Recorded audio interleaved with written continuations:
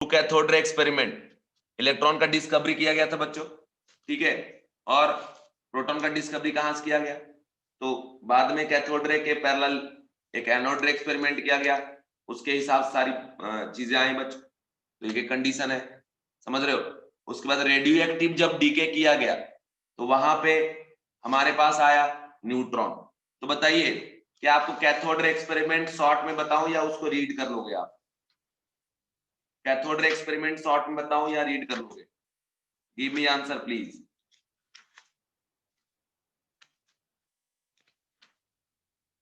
बोले जल्दी बच्चों, शॉर्ट में बताऊं, ठीक है शॉर्ट में बताता हूं, जब ध्यान से देखो, एकदम शॉर्ट में बता रहा हूं, ध्यान से सुनो बच्चों। कैथोड रे एक्सपेरिमेंट में क्या किया गया, देखो गौर से देखो, कंडीशन ये है कि एक ग्लास का ट्यूब लिया गया, ठीक है, समझ गए, जिसमें दो प्लेट लगा दिए गए, एक प्लेट को पॉजिटिव टर्मिनल ऑफ बैटरी से कनेक्ट किया गया और दूसरे को निगेटिव टर्मिनल ऑफ बैटरी से, इस पे पॉजिटिव चार्ज आ गया और इस पे आ गया बच्चों निगेटिव चार्ज, ठीक है, समझ गए। और यहाँ पे प्रेशर लो रखा गया है, गैस का ग्लास ट्यूब, प्रेशर लो रखा गया है, इस प्लेट का नाम दिया गया बच्चों कैथोड प्लेट और इस प्लेट का नाम दिया गया एनोड प्लेट, ठीक है, समझ गए, क्लियर। और बच्चों इसके पीछे यहाँ पे जेडएनएस का स्क्रीन लगाया गया, जेडएनएस स्क्रीन। अब इसमें कोई भी गैस भर दो, कोई भी गैस भर दी, लेकिन प्रेशर एकदम लो, ठीक है, गैस यहां भर दी एट लो प्रेशर, ठीक है बच्चों। अब क्या है कि जैसे आपको पता है ना कि इलेक्ट्रिसिटी फ्लो का पॉजिटिव टू निगेटिव तरीके से, तो करंट फ्लो कर रहा है, इसके अपोजिट डायरेक्शन में इलेक्ट्रॉन फ्लो कर रहा होगा, है ना। तो कंडीशन ये ऑब्जर्व होगा बच्चों, मान लो यहाँ पे गैसियस एटम जो भी होंगे, ठीक है, यहाँ से इलेक्ट्रॉन जब यहाँ से इधर फायर होगा, रिलीज होगा, ठीक है, उसी तरीके से यहाँ से यहाँ ट्रांसफर, फिर यहाँ से फिर यहाँ, फिर यहाँ से यहाँ और फिर यहाँ से, इस तरीके से मूवमेंट हो रहा था कंप्लीट सर्किट में, ठीक है। तो साइंटिस्ट ने ऑब्जर्व करा कि एक इनविजिबल रे यहाँ मूव कर रहा है, जिसका नाम दिया गया कैथोड रे, क्योंकि कैथोड से ओरिजिनेट हो रहा है और जा रहा है कहां पे, एनोड की तरफ, ठीक है। और चूंकि बच्चों इसका मूवमेंट हो रहा है from negative plate to positive plate, इससे ये पता चला कि जो भी मूव कर रहा है ना उस पे चार्ज क्या, निगेटिव, इसलिए अट्रैक्ट हो रहा है टुवर्ड्स क्या, आपका पॉजिटिव चार्ज, ठीक है, समझ रहे हो, क्योंकि निगेटिव से पॉजिटिव की तरफ जा रहा है इसलिए उसके ऊपर क्या चार्ज होगा, आपका निगेटिव चार्ज। और बच्चों कंडीशन ये दिया गया कि कैथोड रे के पास मैकेनिकल एनर्जी है, ठीक है, निगेटिव चार्ज पार्टिकल है जिसका नाम दिया गया इलेक्ट्रॉन, तो एक रे है कैथोड रे, उसी का नाम दिया गया बाद में इलेक्ट्रॉन, ठीक है बच्चों। अब कैथोड रे के अराउंड इलेक्ट्रिक फील्ड और मैग्नेटिक फील्ड लगा के चेक किया गया, तो पॉजिटिव फील्ड लगाएगा तो अट्रैक्ट हो रहा, निगेटिव फील्ड से किल कर रहा, तो वहां से भी पता चला भैया ये निगेटिव चार्ज पार्टिकल, ठीक है। उसके बाद बच्चों यहाँ पे रास्ते में एकदम वेरी थिन फॉइल लगाया गया, देखिए उसको होल करके आगे भी निकल गया, इसका मतलब ये कि इसके पास सम मास भी प्रेजेंट होगा कुछ ना कुछ, तभी तो होल कर रहा है। प्योर रे होता तो रिटर्न चला जाता टकरा के, ठीक है, बट ऐसा नहीं, ठीक है बच्चों। तो यहां से पता चला कि ये जो रे है उसको उसका नाम दिया गया इलेक्ट्रॉन। और मुलिकन साहब ने एक ऑयल ड्रॉप एक्सपेरिमेंट किया था, उसी से इसका चार्ज निकाला गया बच्चों, और चार्ज ऑब्जर्व 1.6 इंटू 10 का पावर -90 कूलम, ठीक है, समझ गए। अब कंडीशन ये है कि कैसे कोई भी भरो बच्चों, कोई भी जब भी कैथोड रे एक्सपेरिमेंट होगा तो जो कैथोड रे होगा उसमें जो चार्ज बाय मास का रेशियो निकालोगे ना, ऑलवेज कांस्टेंट। यहां तक में ये लाइन बहुत ज्यादा इंपॉर्टेंट, कभी भी पूछा कि बताओ कैथोड रे का चार्ज बाय मास का रेशियो कांस्टेंट होता है या वेरी करेगा, तो ऑलवेज कांस्टेंट। हाइड्रोजन लेंगे तब भी कांस्टेंट, हीलियम तभी, क्योंकि कैथोड रे एग्जैक्ट है क्या, जो इलेक्ट्रॉन मूव कर रहा है, ठीक है, समझ गए, यस बिल्कुल। तो अब कंडीशन क्या है कि किस टाइप का गैस ले उससे कोई लेना देना हमको नहीं है, क्योंकि इलेक्ट्रॉन का हम बात कर रहे हैं। तो E बाय एम का जो मास है वो क्या है, E बाय एम का वैल्यू जो क्या है, कांस्टेंट, क्योंकि charge of electron constant and mass of electron constant, so E by M का वैल्यू बच्चों कांस्टेंट। अब इसी की पैरेलल देखो, जो थॉमसन साहब ने ये एक्सपेरिमेंट करा, उनको यहां पता नहीं चला क्योंकि खुश हो गए, जैसे हम लोग को कुछ मिल जाता है तो खुश हो जाते हैं ना, वैसे ही। लेकिन बाद में इसी एक्सपेरिमेंट के थ्रू सोचा गया कि भाई अगर जो यहाँ पे हमने एटम लिया है, जिस भी एटम गैस को भरे होंगे, वो आयोनाइज हो रहा है A+ और किस में, इलेक्ट्रॉन में, इलेक्ट्रॉन।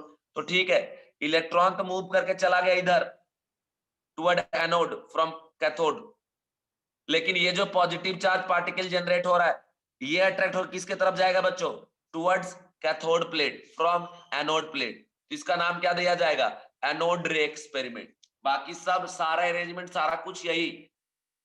तो जो आयन बन रहा है वो जा रहा है किसके तरफ बच्चों,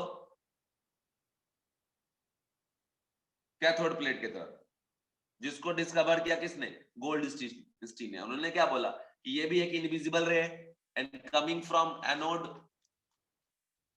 एंड जा कहां रहा है, कैथोड पे। ऑब्जर्व हुआ कि पॉजिटिव चार्ज कंटेन कर रहा है, ठीक है। बट बच्चों जो चार्ज बाय मास रेशियो होता है ना एनोड रे का, वो वेरिएबल होता है। बोलोगे सर क्यों, मान लो आपने हाइड्रोजन गैस भरा, H+ जनरेट हुआ होगा। अगर मान लो आपने हीलियम गैस भरा, He+ जनरेट होगा। तो मूव करने वाला कौन है बच्चों, He+। यहाँ मूव करने वाला कौन है, H+। तो ये हुआ एनोड रे in case of hydrogen gas, ये हुआ एनोड रे इन केस ऑफ कौन सा, हीलियम गैस। तो अगर चार्ज बाय मास का रेशियो अगर आप निकालते हैं, तो मास तो यहाँ 1 पॉजिटिव है, चार्ज तो 1 पॉजिटिव है, बट मास हीलियम का कुछ होगा और हाइड्रोजन कुछ होगा। तो देखो यहाँ भी ई बाय एम का रेशियो क्या होता है बच्चों, वेरी करता है। अब देखो मास सबसे कम किसका होता है, हाइड्रोजन का, इसलिए ई बाय एम का ratio in case of hydrogen gas क्या मिलेगा आपको, मैक्सिमम। समझ रहे हो, तो ये कंडीशन आप याद रखिएगा हमेशा, E by M ratio is maximum for hydrogen gas and E by M ratio dependent on mass of gas, ठीक है। चार तो हर बार कांस्टेंट रहेगा। इसके बाद है बच्चों अपना डिस्कवरी ऑफ न्यूट्रॉन।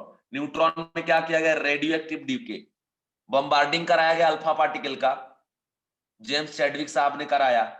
तब वहां जाके न्यूट्रॉन का डिस्कवरी हुआ था कि जैसे ये ले लिए, मान लिए He है ना 2 4 और साथ में बेरिलियम 4 9, यहां से बना कार्बन 12 और 6 और साथ में एक न्यूट्रल पार्टिकल रिलीज हुआ जो मास में कंट्रीब्यूशन तो देता है लेकिन चार्ज में कोई कंट्रीब्यूशन नहीं होता। ये हो गया बच्चों न्यूट्रॉन, ठीक है। तो जेम्स चैडविक साहब ने डिस्कवरी करा था। तो ये चीज याद रखिएगा, इन्होंने ऑब्जर्व किया कि भैया कोई भी यहाँ पे चार्ज इसके ऊपर नहीं है, सारा कुछ इन्होंने बता दिया, ठीक है बच्चों। And charge on electron measure by what, Mulliken oil drop method, ठीक है। और इन्होंने क्या बोला कि जो भी चार्ज है किसी भी ऑयल पे, इच ड्रॉप पे, वो फाउंड किया गया integral multiple of charge of electron के बराबर, मतलब Q इज इक्वल टू क्या आपका Ne। तो E जो है क्या बच्चों, निग्लिजिबल चार्ज, इससे कम नहीं जा सकते, ठीक है। समझ रहे हो, समझ रहे हो आप। और N क्या हो जाएगा बच्चों, इंटीजर। कोई भी चार्ज इंटीग्रल मल्टीपल ऑफ क्या होगा, इलेक्ट्रॉन होगा। और इलेक्ट्रॉन का चार्ज कितना, 1.10 का पावर -90। अगर पॉजिटिव मिलेंगे तो +1.6 इंटू क्या, 10 का पावर -90 कूलम, कूलम। ओके बच्चों, तो Q इज इक्वल टू क्या हो गया आपका, Ne, हमेशा याद रखिए। क्लियर बच्चों, माय डियर स्टूडेंट, क्लियर। मैं जरा चार्जर लेके आ रहा हूं, 1 मिनट रुक जाओ, मेरा फोन ही चार्ज हो गया।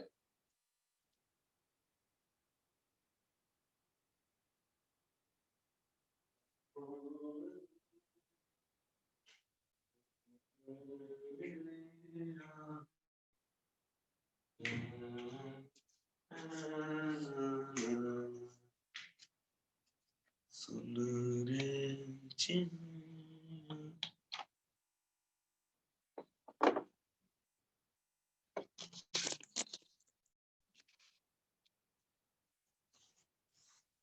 ठीक है, आ जाओ बच्चों, आ गए हम।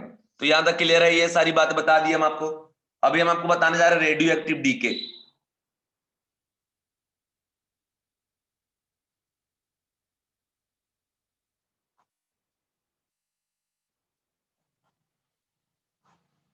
Radio active decay. तो यहां जरा गौर से देखो क्या कंडीशन कंडीशन है बच्चों, यूरेनियम 92 एंड 235, ठीक है, बहुत ज्यादा अनस्टेबल होता है, पता ही आपको, है ना, जिनका एटॉमिक नंबर 80, कहीं कहीं 82 दिया था, कहीं कहीं 83 दिया था, मान लो 83 से ज्यादा है ना, तो वो ब्रेक हो जाते हैं, ठीक है, अनस्टेबल न्यूक्लियाई से स्टेबल न्यूक्लियाई में स्पॉन्टेनियसली ये ब्रेकिंग होता है, हम करवाते उड़वाते नहीं है, ठीक है। लेड 206 में कन्वर्ट हो गया, ठीक है बच्चों, और इसका 82 एटॉमिक नंबर, और साथ में यहाँ पे 3 पार्टिकल जनरेट हुए, alpha beta and gamma particle radioactive decay में, अल्फा बीटा गामा, ये अल्फा बीटा गामा के बारे में पूछता है, ठीक है। तो ये कंडीशन जो है इसको ध्यान रखिएगा, लेड है, लेड है, लेड, ठीक है, समझे। तो ये कंडीशन जो है इसको ध्यान रखिएगा। अब मैं आपको यहां बताने जा रहा हूं कि during this decay alpha beta and gamma emission हो रहा है, ठीक है। तो अब ये अल्फा बीटा गामा क्या होता है, इसके बारे में भी एग्जाम में पूछ दिया, बताओ कौन है अल्फा पार्टिकल, कौन है बीटा पार्टिकल और कौन है गामा पार्टिकल। तो देखो जरा गौर से, ये मान लो एक हमने कंटेनर लिया जिसमें हमने यूरेनियम 232 को रख रहे, 235 को रख रहे, ये रेडियो एक्टिव सब्सटेंस है, ठीक है, रेडियो एक्टिव सब्सटेंस। तो जब यहाँ रेडियो एक्टिविटी हो रहा है तो मान लो इस पे हम लगा दिए इधर पॉजिटिव प्लेट इधर निगेटिव, तो ऑब्जर्व हुआ बच्चों कि एक जो है ना वो सीधा जा रहा है बीचों बीच ऊपर, दूसरा जा रहा है टुवर्ड्स निगेटिव, तीसरा जा रहा है टुवर्ड्स पॉजिटिव। तो जो बच्चों इधर जा रहा है इसका मतलब इस पे कौन सा चार्ज होगा, पॉजिटिव चार्ज, और जो इधर जा रहा है इस पे कौन सा चार्ज होगा, निगेटिव चार्ज। तो बच्चों और जो ऊपर गया वो क्या हो गया, न्यूट्रल, और इसका नाम दिया गया बच्चों, तो ये हो गया आपका अल्फा पार्टिकल, ये हो गया बीटा पार्टिकल और ये हो गया गामा पार्टिकल।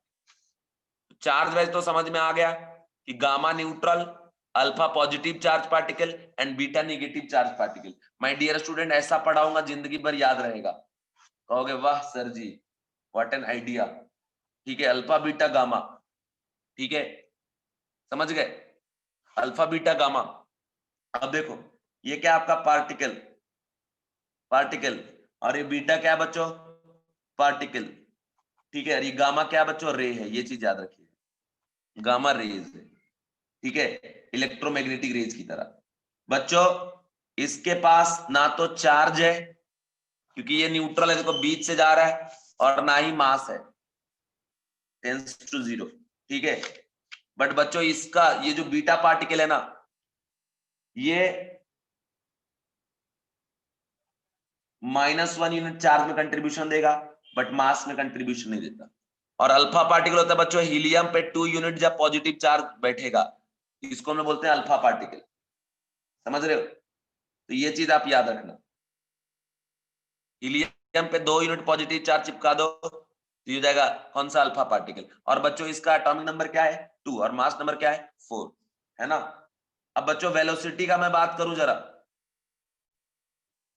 कि कौन किस स्पीड से भागेगा, ये जो है ना गामा रे, गामा गामा 3 × 10⁸ के स्पीड से भागेगा मीटर पर सेकेंड, मतलब स्पीड ऑफ लाइट के बराबर, और ये भागेगा बच्चों 2 × 10⁸ के बराबर मीटर पर सेकेंड, ठीक है। और ये जो अल्फा है ना वो 1/10 टाइम्स वेलोसिटी ऑफ लाइट, ठीक है, ये चीज याद रखना।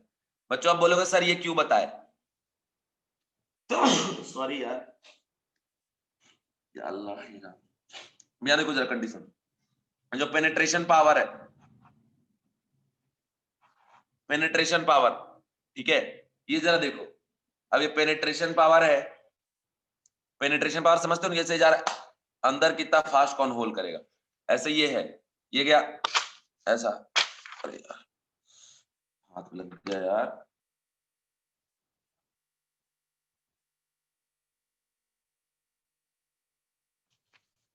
ठीक है। तो पेनिट्रेशन पावर समझ रहे हो, जैसे ये 2 पेन है, एक का वेलोसिटी थोड़ा स्लो है दूसरे का फास्ट है, तो इसका स्पीड ज्यादा, वो पेनिट्रेट ज्यादा करेगा, ठीक है, समझ रहे हो। तो कभी पूछे पेनिट्रेशन पावर तो सबसे कम किसका, अल्फा, बीटा, और सबसे ज्यादा किसका, गामा, ये ट्रेंड हो जाएगा। बट बच्चों आयनाइजिंग पावर, आयनाइजिंग पावर पूछे ना आयनाइजिंग पावर उसकी अधिक होगी जिसके ऊपर चार्ज ज्यादा होगा। आयनाइज किसी को करने के लिए चार्ज चाहिए ना, ठीक है, किसी को इजिली आयनाइज करेगा तो कौन सबसे ज्यादा, अल्फा, फिर बीटा और सबसे कम गामा। ये अल्फा बीटा गामा के बारे में इतनी बातें जो मैंने आपको बता दिया, इस बात को याद रखना बच्चों, ठीक है। तो बताइए क्या ये आपको समझ में आ गया बच्चों? ये समझ में आ गया? ये समझ में आ गया? एक बात मैं आपको चैलेंज के साथ बताता हूँ, वीडियो रिकॉर्डेड होगा, अपलोड रहेगा आपके यूट्यूब पे, बाद में देखना। एग्जाम में आप जो जाओगे, जो जो चैप्टर मैं यहाँ पे आपको रिवाइज करा दूंगा, जो पढ़ा दूंगा, उसके अगर कंसेप्ट आपको याद रहे जो मैं पढ़ा रहा हूँ, एक भी क्वेश्चन नहीं छूटेगा, ध्यान रखना।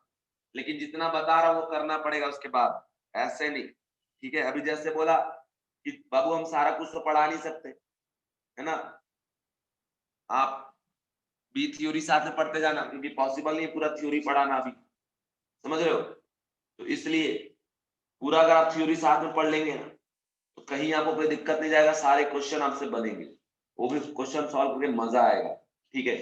एक एक आपका कंफ्यूजन में यहाँ पे दूर कर दूंगा, ठीक है। चलिए समझ गए बच्चों। एक और काम कर लेना आप लोग, अल्फा पार्टिकल, बीटा, गामा, है ना, मेजॉन क्या होता है, ये सब एक टेबल होता है, वो टेबल बुक में दिया होगा कहीं, वो टेबल को जरा देख लेना, किसको किस साइंटिस्ट ने ढूंढा ये भी देख लेना, खास करके ये नीट वाले बच्चों के लिए है, ठीक है। साइंटिस्ट का नाम, एटॉमिक स्ट्रक्चर से बार बार बता रहा हूं, नीट वालों ध्यान रखना, ठीक है। इसके बाद बच्चों थॉमसन मॉडल, थॉमसन मॉडल पढ़ लीजिएगा, क्योंकि अब ये सब मैं अभी पढ़ाने का टाइम तो है नहीं मेरे पास। थॉमसन मॉडल वगैरह तो आपको पता ही होगा, है ना।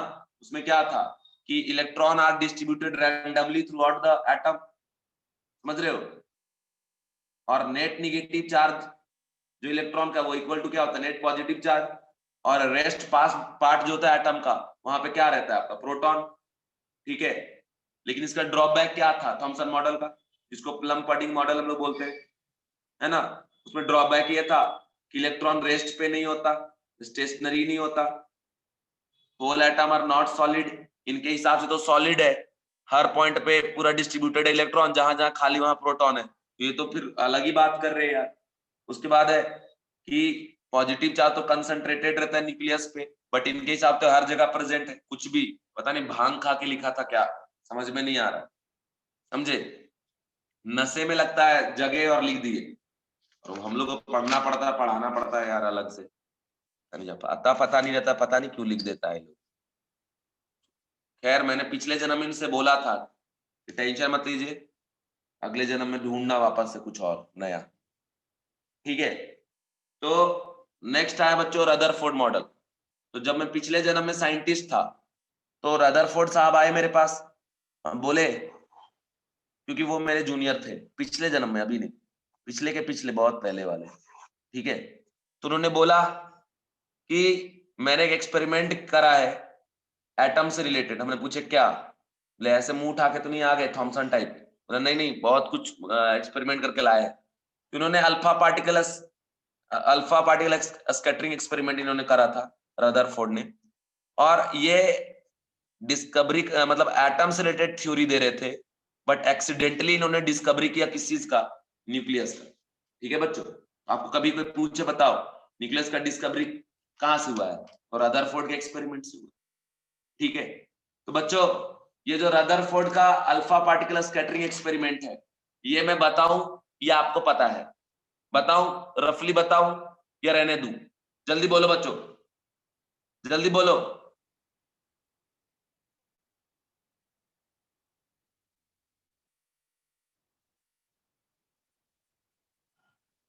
देखो ये हमने यहां पे ले लिया रेडियम गन, रेडियम क्या है, एक radio active substance, radium gun ले लिए, और ये फायर कर रहा है अल्फा पार्टिकल, ओके। और यहां पे हमने लगाया गोल्ड फॉइल,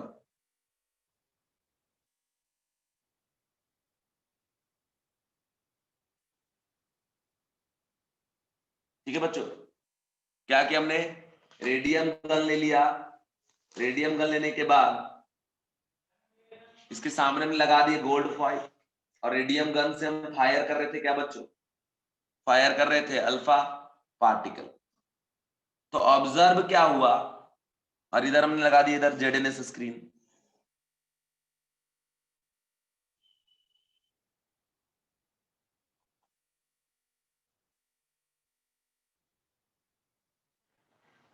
ठीक है, कि बहुत सारे पार्टिकल जो है, कोई इधर चला गया, कोई इधर चला गया, इधर चला गया, इधर चला गया।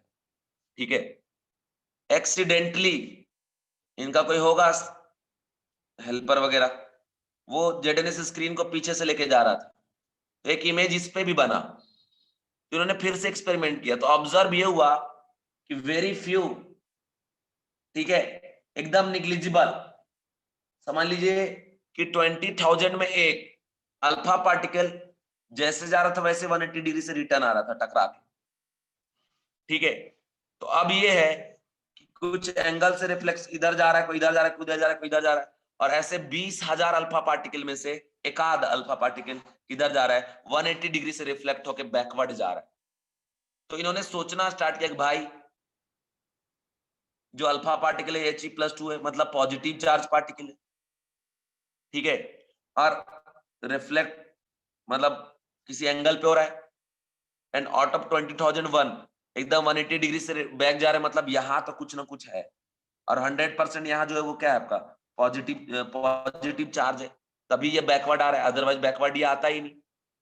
ठीक है, तब इन्होंने इनके एक्सपेरिमेंट से पता चला कि किसी भी एटम का मोस्ट ऑफ द पार्ट जो है वो क्या रहता है आपका वैकेंट रहता है, और एक ही पॉइंट सेंटर पे, किसी भी एटम के सेंटर पे पॉजिटिव चार्ज कंसंट्रेटेड रहता है, जिसको हम लोगों ने क्या नाम दिया बच्चों, न्यूक्लियस।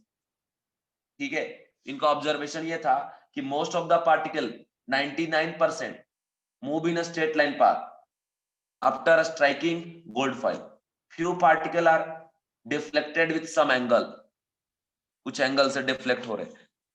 जैसे जो यहां से पास हो रहा है वो सीधा जा रहा है, जो यहां से पास हो रहा है वो सीधा जा रहा है, लेकिन जो इसके आसपास से जा रहा है वो डिफ्लेक्ट होगा ना, कि यहाँ पॉजिटिव चार्ज इसीलिए तो डिफ्लेक्ट हो रहा है। और very few out of 20,000 one are deflected through 180 degree angle direct backward. ठीक है, तो कंक्लूजन ये निकला कि मान लो ये कोई एटम है, यहाँ पे पॉजिटिव चार्ज है, यहां से जो टकरा रहा होगा वो रिटर्न जा रहा होगा, कौन, अल्फा पार्टिकल, बाकी इसके पास से गया जो ऐसे जाएगा एंगल पे मुड़ेगा। ठीक है, और जो थोड़ा दूर से गया वो सीधा निकलेगा, इस तरीके से। ठीक है, तो यहाँ पे क्या हो गया बच्चों, ये क्या हो गया आपका न्यूक्लियस। ठीक है, तो यहां से क्या पता चला, most of the part of atom are क्या वैकेंट, समझ गए, some positive charge in atom जो कि कंसंट्रेटेड है, समझ रहे हो, एक स्मॉल स्फेयर में, ये भी एक स्मॉल स्फेयर ही है जिसको हम न्यूक्लियस के नाम से जानते हैं। तो बच्चों यहां से डिस्कवरी हो गया किस चीज का, न्यूक्लियस का। तो ये बात आप ध्यान रखना। क्लियर है बच्चों, बात समझ में आ गया, बताइए, बात समझ में आ गया बच्चों। अब देखो नेक्स्ट कंडीशन में आपको बता रहा हूं कि मान लो एटम के साइज का बात करें तो रफली इक्वल टू 10⁻⁻10 मीटर। ठीक है, और जो साइज ऑफ न्यूक्लियस, साइज मतलब रेडियस का बात कर रहा हूं, साइज ऑफ न्यूक्लियस वो रफली इक्वल टू 10⁻⁻15 मीटर, मतलब इससे भी कई गुना ज्यादा छोटा। ठीक है, मतलब आप ये कर सकते हैं, size of atom is equal to size of nucleus into 10 का पावर क्या, 5। ठीक है, तो अगर मान लीजिए आप निकालते हैं वॉल्यूम ऑफ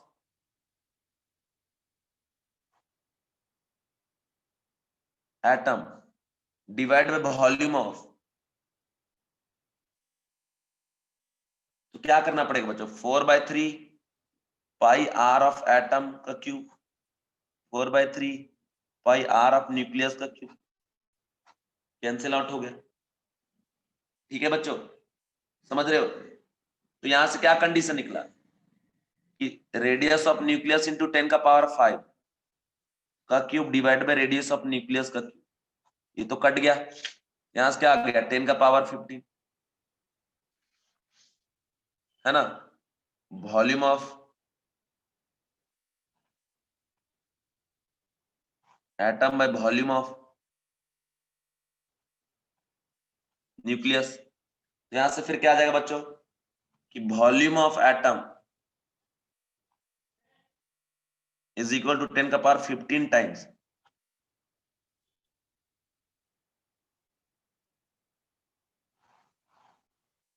क्लियर है बच्चों। इस कंडीशन को आप लोग ध्यान रखिए, ठीक है। इस बात को ध्यान रखिए, समझ में आया? क्लियर है। अब इसमें डिमेरिट क्या है बच्चों, इन्होंने हाइड्रोजन स्पेक्ट्रम के बारे में कुछ भी नहीं बोला, could not explain about stability of atom, ठीक है। ये सारी बातें याद रखना, ठीक है। क्लियर है मेरे प्यारे बच्चों, माय डियर स्टूडेंट?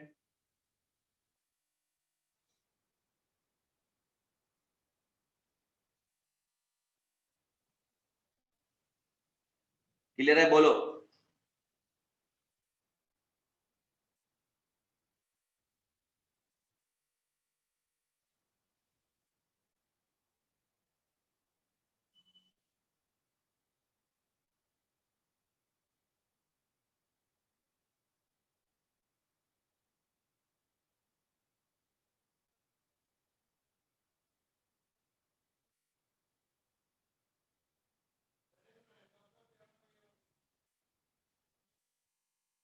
क्लियर है यहां तक बच्चों?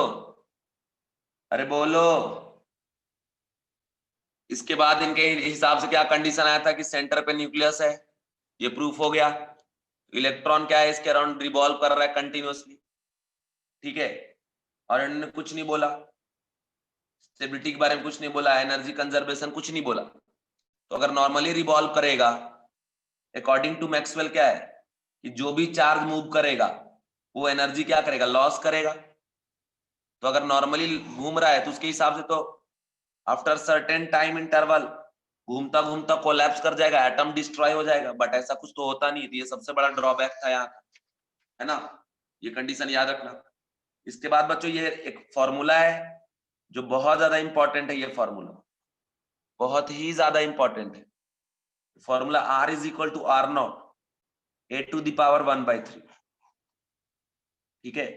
Where R is what, size of that is radius of atom, sorry radius, ये न्यूक्लियस का रेडियस है।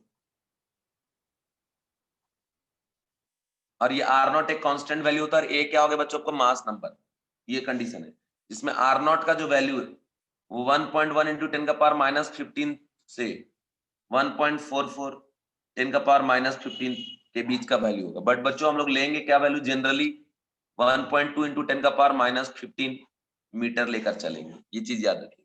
और ये किसका है बच्चों, न्यूक्लियस का radius, size of nucleus is equal to R naught A to the power 1/3, ठीक है। और ए क्या आपका mass number is what, A. ये बात आप ध्यान रखना, ठीक है बच्चों। कंडीशन समझ में आ गया, इस कंडीशन को आप ध्यान रखना। जैसे एक क्वेश्चन दे रखा है कि कैलकुलेट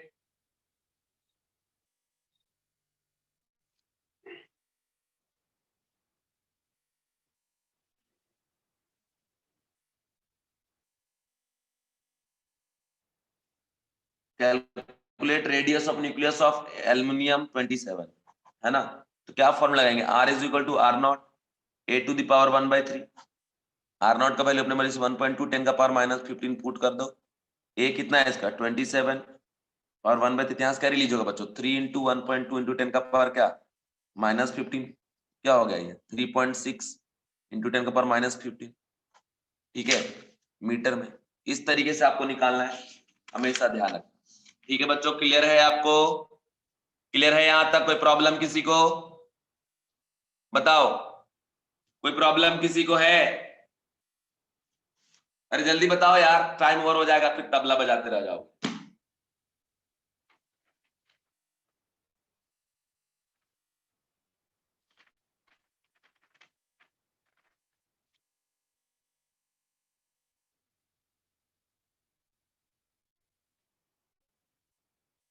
ठीक है, इसके बाद आप जरा देखो कंडीशन क्या है। कंडीशन ये है, हम लोग प्रॉपर्टीज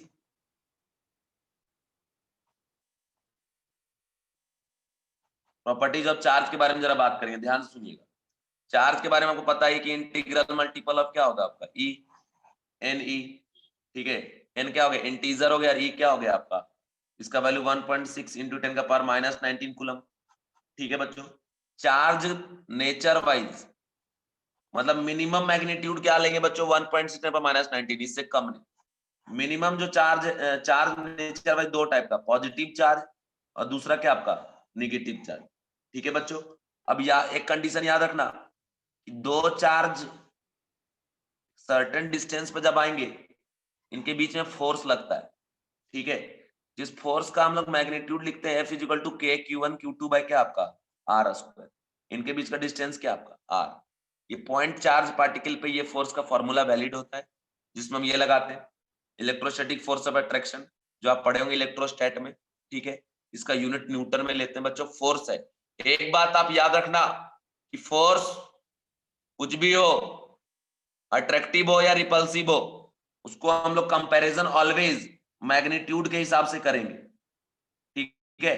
मैग्नीट्यूड देख के हम डिसाइड करेंगे कि कौन सा फोर्स ज्यादा। साइन बस आपको बताएगा अट्रैक्शन फोर्स है या रिपल्सन फोर्स, इसके ज्यादा कुछ नहीं बताएगा बच्चों। तो टू चार्ज के बिटवीन फोर्स क्या निकालेंगे, के Q1 Q2 bye R square. अब बच्चों ये फोर्स आइदर अट्रैक्शन और रिपल्सन, तो याद रखो कि Q1 और Q2 का नेचर अगर सेम हुआ है ना, तो यहाँ पे रिपल्सन फोर्स लगेगा। और Q1 और Q2 का अगर नेचर डिफरेंट हुआ तो यहाँ पे कौन सा फोर्स लगेगा, अट्रैक्शन। तो अगर देखो बच्चों F इज इक्वल टू लगाएंगे यहाँ पे के Q1 Q2 बाय क्या आपका R स्क्वायर। देखिए ये पॉजिटिव तो ये भी पॉजिटिव, ये निगेटिव तो ये भी निगेटिव। पॉजिटिव पॉजिटिव मैग्नीट्यूड तो पॉजिटिव भी आएगा, निगेटिव निगेटिव तब भी मैग्नीट्यूड पॉजिटिव भी आएगा। तो बच्चों अगर फोर्स का मैग्नीट्यूड पॉजिटिव है तो समझ जाना कौन सा फोर्स लग रहा है, रिपल्सिव फोर्स, जो गाना गाएगा हट मी हट मी हट मी, ठीक है। दूर जाने के लिए बोलेगा, बोले भाग जा, दूर जा, हट जा, ठीक है। और बच्चों यहां पे अट्रैक्शन होगा तो इसका मतलब क्या है, एक निगेटिव दूसरा पॉजिटिव। अगर ये पॉजिटिव तो ये क्या आपका negative. F is equal to क्या रखेंगे, के Q1 Q2 बाय क्या आपका R square, my dear student, ठीक है। अब ये Q1 अगर निगेटिव तो ये पॉजिटिव, अगर ये पॉजिटिव तो ये निगेटिव, है ना। इसमें क्या होगा कि नेट ओवरऑल वैल्यू क्या आएगा आपका निगेटिव आएगा, ठीक है। मतलब ये क्या बता रहा है कि दो चार्ज मिलके गाना गाएगा, कौन सा, touch me touch me touch me. इधर टच मी गाना गा रहा है मतलब अट्रैक्शन, हट मी repulsion. Okay my dear student, यहाँ पे मैग्नीट्यूड के साथ निगेटिव साइन रहेगा फॉर अट्रैक्शन, बट कंडीशन याद रखना पॉजिटिव फॉर रिपल्सन। कंडीशन ये है कि सिर्फ हम लोग मैग्नीट्यूड से ही फोर्स को कंसीडर करेंगे, लेकिन साइन आपको बताएगा कि डायरेक्शन क्या हो। एरो का डायरेक्शन ये है मतलब अट्रैक्शन, एरो का डायरेक्शन ये है मतलब क्या, रिपल्सन। तो ये सारा कंडीशन है बच्चों, ठीक है। वेक्टर की तरह इसको ट्रीट करते हैं, ये सब बात आपको पता ही होगा, ठीक है। तो यहां तक मैंने बात बता दी। अब बच्चों मैं जा रहा हूं बहुत इंपॉर्टेंट टर्मिनोलॉजी पे, खास करके बच्चों जब केमिस्ट्री में इसका हम लोग यूज करते हैं ना तो बहुत ज्यादा कंफ्यूजन होता है, बच्चे बहुत कंफ्यूज हो जाते हैं। जैसे आप बोर मॉडल जब आप पढ़ेंगे तो वहां पे जो एनर्जी आता है, potential energy, total energy, kinetic energy, तो बच्चा बहुत कंफ्यूज होता है। आप अगर ध्यान से देखोगे सिंगल कंफ्यूजन भी जनरेट हुआ ना तो क्लास बंद कर दूंगा अपना, ठीक है। चैलेंज करता हूं आपको, बस ध्यान से देखते जाओ। पोटेंशियल एनर्जी है बच्चों, पोटेंशियल एनर्जी का फॉर्मूला पहले प्यार से लगाएंगे, क्या लगा देंगे, के Q1 Q2 बाय R। सबसे पहले एक बात मैं बोल रहा हूं, उस बात को ध्यान में फिट कर लो। बात ये है कि ये एनर्जी है, ठीक है। एनर्जी को एकदम जैसे मैथमेटिक्स में पॉजिटिव और निगेटिव कंसीडर करते हैं वैसे ही यहां भी कंसीडर होगा, ये बात आप ध्यान रखना। मतलब -3 जूल और -6 जूल कौन बड़ा है, तो -3 जूल, ठीक है। ये चीज आप ध्यान रखना, एकदम साइन के साथ जैसे मैथमेटिक्स में कंसीडर करते हैं वैसे ही कंसीडर करना है। जैसे मान लो बच्चों कि आपने खाना खाया ही नहीं है आज पूरे दिन, और समझ लो 2 दिन से नहीं खाए हो, और ये 3 दिन से नहीं खाए हो, तो सबसे कम एनर्जी कब है आपके पास, जब आप 3 दिन से नहीं खाए। उसके बाद जब 2 दिन से, अभी इन तीनों में सबसे ज्यादा कब है, जब अभी आज पूरे दिन नहीं खाए। तो वही चीज है इधर, तो ये कंडीशन आप ध्यान रखना। इसमें कंफ्यूजन बिल्कुल नहीं होना चाहिए, बता रहा हूं मैं।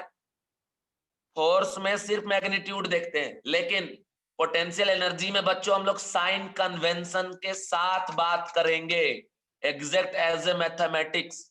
ओके, अब देखो मैं आपको बता रहा हूं, फर्स्ट Q1 Q1 और Q2, एक हमने ले लिया पॉजिटिव और दूसरा हमने ले लिया पॉजिटिव, ठीक है, या फिर एक हमने ले लिया निगेटिव, दूसरा भी हमने ले लिया निगेटिव। तो बच्चों अगर आप लगाओगे फॉर्मूला यहाँ पोटेंशियल एनर्जी का, के Q1 Q2 बाय आर, तो देखिए आर क्या है, distance between this 2 point charge, इनके बीच का डिस्टेंस है।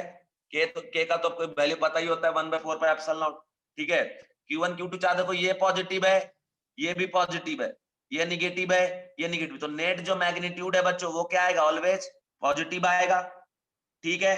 तो अब कंडीशन क्या है कि इस कंडीशन में पोटेंशियल एनर्जी पॉजिटिव आ रहा है, तो मतलब अगर आप डिस्टेंस कम करते जाओगे इनके बीच का, पॉइंट चार्ज के बीच का, तो जो पोटेंशियल एनर्जी का वैल्यू है वो बढ़ता जाएगा, क्योंकि ये पोटेंशियल एनर्जी इनवर्सली रिलेशन है आर पे।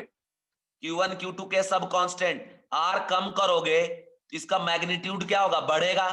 मैग्नीट्यूड जितना बढ़ेगा, और साइन क्या है, पॉजिटिव है, तो पॉजिटिव साइन के साथ अगर मैग्नीट्यूड बढ़ रहा है मतलब एनर्जी क्या हो रहा है बच्चों, बढ़ रहा है। और केमिस्ट्री में एनर्जी बढ़ने पे स्टेबिलिटी क्या होता है, स्टेबिलिटी डिक्रीजेस। ये कंडीशन याद रखना, पोटेंशियल एनर्जी बढ़ेगा तो स्टेबिलिटी कम होगा। तो दो सिमिलर चार्ज नेचर वाइज जितने पास होंगे उनके बीच का रिपल्सन उतना ज्यादा होगा, धक्का मुक्की उतना ज्यादा होगा, हटमी हटमी गाने का मैग्नीट्यूड उतना ज्यादा होगा, ठीक है। तो ये कंडीशन को याद रखना मेरे प्यारे बच्चों, माय डियर स्टूडेंट, ठीक है, मेरे नादान परिंदों। ओके, अब मैं जरा बात करता हूं बच्चों कि अगर आप टू अपोजिट नेचर के चार्ज को ले लेंगे तब क्या होगा। देखिएगा जरा, रे टाइम ओवर होने वाला है यार, तो यार पढ़ा ही नहीं पाया यार, तुरंत ही खत्म हो गया। देखो दो अपोजिट नेचर, प्लस माइनस या माइनस प्लस, अरे यार